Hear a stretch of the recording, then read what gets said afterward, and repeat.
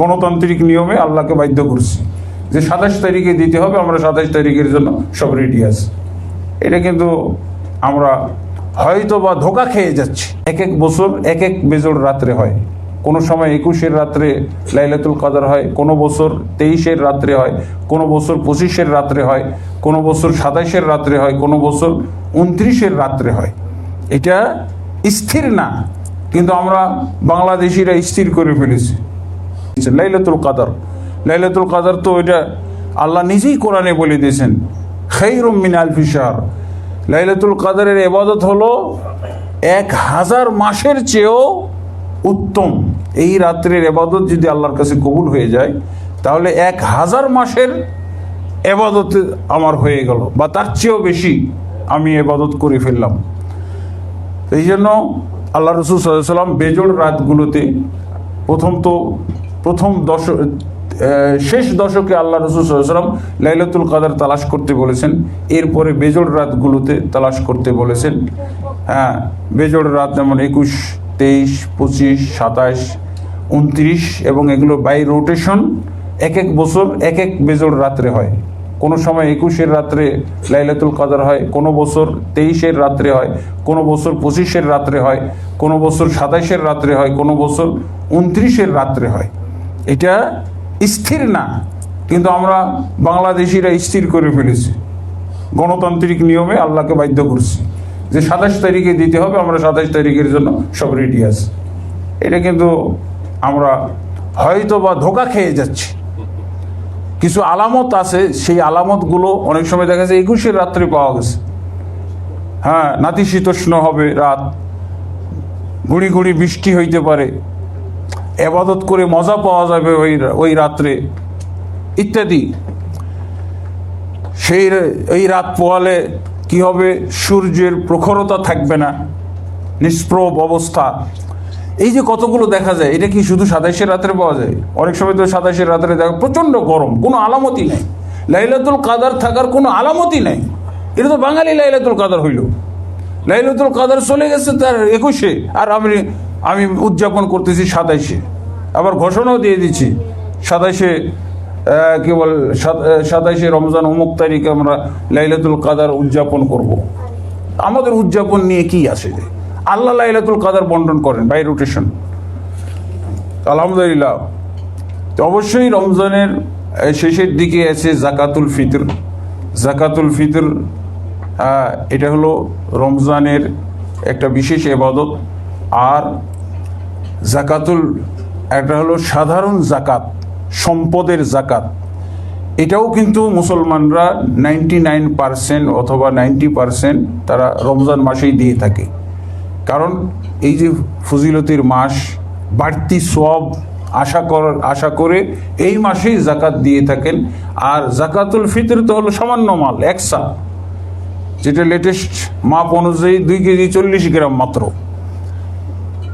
চাউল বা খাদ্যদ্রব্য।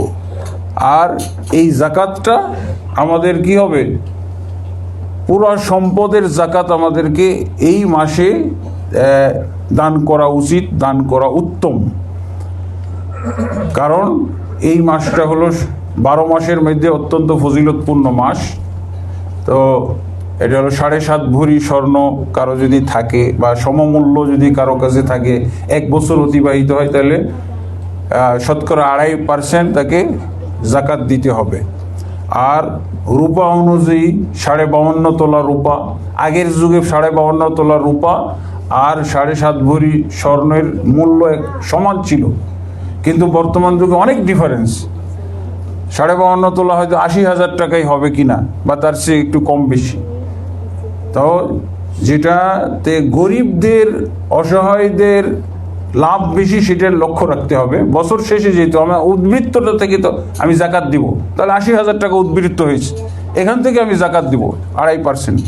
তাহলে না ফকির মিসকিন বা যারা হতদরিদ্র হকদার তারা পাবে। আর যদি আমি 7.5 ভরি চিন্তা করি, তাহলে পাবেই না, অনেকের কাছ থেকে জাকাত পাওয়া যাবে না। তো আল্লাহ তাবারক ওয়া তাআলা আমাদেরকে এই বিষয়গুলো বোঝার তৌফিক দান করুন। এরপরে রমজান অতিবাহিত হয়ে গেলেই দেখা যায় যে আমরা ইবাদতের ক্ষেত্রে ঢিল দিয়ে ফেলি। এমনকি দেখা যায় যত রমজানের রমজানের শেষের দিকে আমরা যাই তত মসজিদ থেকে মুসল্লি মাইনাস হতে থাকে। এটা একটা অবশ্য আল্লাহ রসুল সাল্লাল্লাহু আলাইহি ওয়াসাল্লামের হাদিসের সত্যতা পায়। আল্লাহ রসুল সাল্লাল্লাহু আলাইহি ওয়াসাল্লাম বলছেন, রমজান আসলে আল্লাহ তাবারক ওয়া তাআলা শয়তানদেরকে, বিশেষভাবে মারাদাতুশ শয়তান, বেশি উশৃঙ্খল শয়তানগুলোকে শিকলবদ্ধ করা হয়, আবদ্ধ করা হয়। তারই হয়তো একটা প্রভাব, ছোট শয়তানগুলো খোলা থাকে। আর রমজান সমাপ্ত হওয়ার শেষ আবার দেখা যায় যে মুসল্লিও শেষ, আগের মতো ওই এক কাতার মুসল্লি আবার চলে এসেছে। এটা করা যাবে না। আল্লাহ তাবারক ওয়া তাআলা বলছেন, ওয়াবুদ রব্বাকা হাত্তা ইয়াতিয়াকাল ইয়াকিন, তুমি তোমার রবের ইবাদত করো যতক্ষণ পর্যন্ত তোমার মৃত্যু না আসে। মৃত্যুর পূর্ব পর্যন্ত ইবাদত হবে। কিসের রমজান শেষ হইলে ইবাদত শেষ? মৃত্যুর আগ পর্যন্ত। আল্লাহ রাসূল সাল্লাল্লাহু আলাইহি ওয়াসাল্লাম তাই করেছেন। তিনি তো আর যেতে পারেননি, পায়ে হেঁটে মসজিদে যেতে পারেননি, আবু বকর রাদিয়াল্লাহু আনহুকে ইমামতি দিয়েছেন। তারপরেই তো আবার দেখা যায় যে যদিও রমজান চলে গেল, কিন্তু রমজানের পরে কি আর সিয়াম নাই? আল্লাহ রাসূল সাল্লাল্লাহু আলাইহি ওয়াসাল্লাম কি বলছেন? শাওয়ালের 6টি সিয়াম আছে। রাসূলুল্লাহ সাল্লাল্লাহু আলাইহি ওয়াসাল্লাম বলছেন, যে ব্যক্তি রমজানের সিয়াম পালন করার পর 6টি শাওয়ালের সিয়াম পালন করে, এই ব্যক্তি সারা বছর সিয়াম বা রোজা পালনের সওয়াব পায়। সুবহানাল্লাহ, আলহামদুলিল্লাহ। এরপরে তো গোটা বছর, তার মানে কি রমজান শেষ আপনার আর কিয়ামুল লাইল নাই? তাহাজ্জুদটা কি? কিয়ামুল লাইল, অবশ্যই কিয়ামুল লাইল আছে। সবচেয়ে উত্তম সালাত হলো ফরজ সালাতের পরে কিয়ামুল লাইল। এটা শুধু রমজানেরটা না, রমজানের বাইরে 12 মাস কিয়ামুল লাইল হলো ফরজ সালাতের পরে পরে উত্তম সালাত। আর ফরজ সিয়ামের পরে উত্তম সিয়াম হলো মুহররমের সিয়াম। মুহররমের এই যে আশুরার সিয়াম, তাসুআ 9-10 তারিখ, তারপরে সোমবার, বৃহস্পতিবার, তারপরে প্রতি মাসের তিন দিন সিয়াম পালন করা, 13, 14, 15, এগুলো কি বাদ হয়ে গেল নাকি? অতএব রমজানে যা ইবাদত ছিল সব ইবাদত রমজানের পরও আছে, বাকি 11টা মাসে। আমাদের উদাসীন হওয়ার কোনো উপায় নাই, যেখানে আল্লাহ তাবারক ওয়া তাআলা স্পষ্ট করে বলছেন যে তোমার মৃত্যু আসার পূর্ব পর্যন্ত ইবাদত চলবে। আর আল্লাহ রাসূল সাল্লাল্লাহু আলাইহি ওয়াসাল্লাম বলছেন, ইন্নামাল আমালু বিল খাওয়াতিম, তোমার শেষ পরিণাম, শেষ অবস্থা অনুযায়ী ফলাফল লেখা হবে। কে কৃতকার্য, দুনিয়া থেকে কে সফলভাবে বিদায় হলো, তার শেষ আমল এটা বলে দিবে।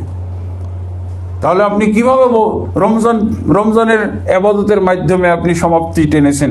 এটা তো হইতে পারে না। আপনাকে অবশ্যই মুসলিম অবস্থায় থাকতে হবে। আল্লাহ কি বলছেন? লা তামুতুন্না ইল্লা ওয়া আনতুম মুসলিমুন, খবরদার তোমরা মৃত্যুবরণ করবে না মুসলিম হওয়া ছাড়া। তার মানে সবসময় আমাকে মুসলিম অবস্থায় থাকতে হবে, তবেই আমি আল্লাহর কাছে সফলভাবে যেতে পারবো, কৃতকার্য হব। আল্লাহ তাবারক ওয়া তাআলা আমাদের এই রমজান মাসে, আজকে আমরা কত 18 নম্বর সিয়াম পালন করছি।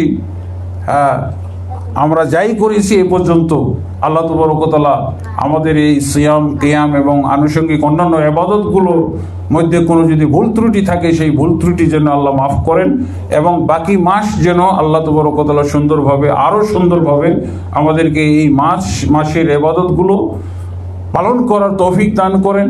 এবং রমজানের পরেও আল্লাহ তাবারক ওয়া তাআলা আমাদেরকে যতদিন আয়ু দান করেছেন, যতদিন হায়াত দান করেছেন, ততদিন যেন আমরা আল্লাহ তাবারক ওয়া তাআলার হক আদায় করে যেতে পারি এবং মুসলিম অবস্থায় যেন আমরা থাকতে পারি। আল্লাহ তাবারক ওয়া তাআলা সেই তৌফিক আমাদেরকে দান করুন, এবং সেইভাবে আল্লাহ তাবারক ওয়া তাআলা আমাদেরকে শক্তি এবং সামর্থ্য দান করুন। আল্লাহুম্মা আমিন। আস্তাগফিরুল্লাহ লি ওয়া লাকুম ওয়া লিসাইরিল মুসলিমিন ফাস্তাগফিরুহু ইন্নাহু হুয়াল গফুরুর রহিম।